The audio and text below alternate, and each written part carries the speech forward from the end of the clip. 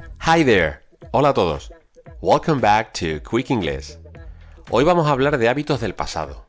Y seguro que lo primero que se te pasa por la cabeza es esta expresión. Used to.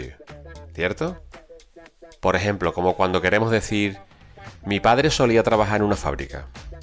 My dad used to work in a factory.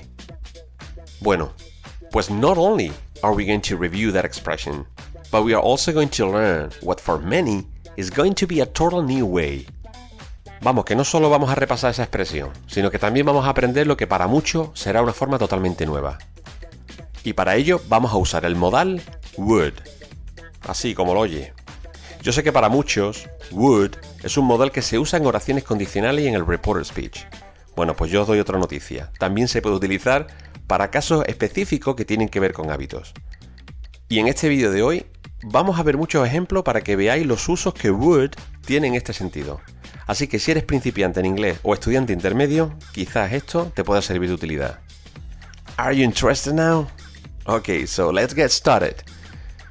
La forma más común que tenemos para referirnos a algo que hacíamos en el pasado es empleando la estructura used to, más el verbo básico.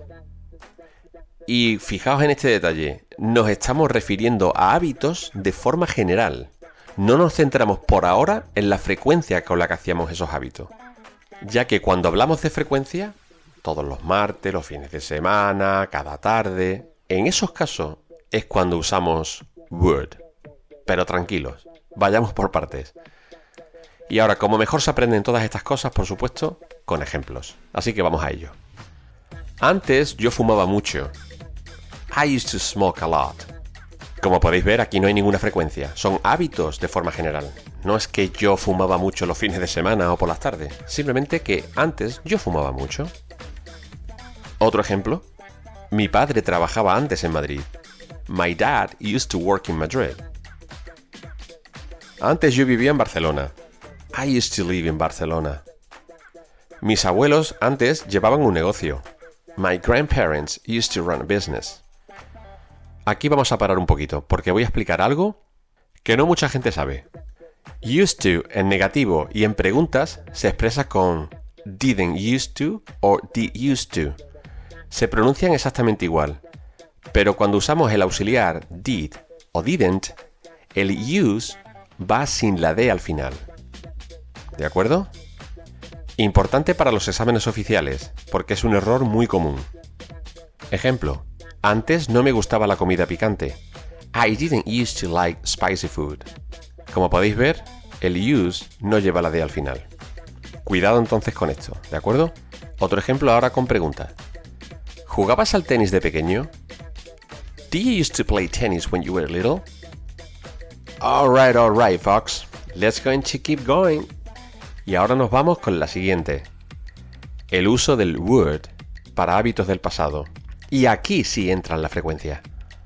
Cuando hablamos de hábitos y de cosas que solíamos hacer de forma repetitiva, con una frecuencia en el pasado, aquí utilizamos would. Pero would solamente se suele usar en afirmativo. Veamos algunos ejemplos. Solía ir al gimnasio 4 veces a la semana. I would go to the gym 4 times a week. Mis padres solían regañarme por no hacer los deberes. My parents would tell me off for not doing my homework. Cuando vivíamos en Londres, solíamos salir todos los fines de semana. When we lived in London, we would go out every weekend. Hagamos un rápido resumen para que os quede definitivamente claro. Primero, para hablar de hábitos, used to, en términos generales. Cuando se usa con el auxiliar did o didn't, se quita la D al final.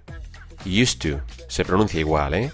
El problema es en el inglés escrito, así que ojo en los exámenes oficiales.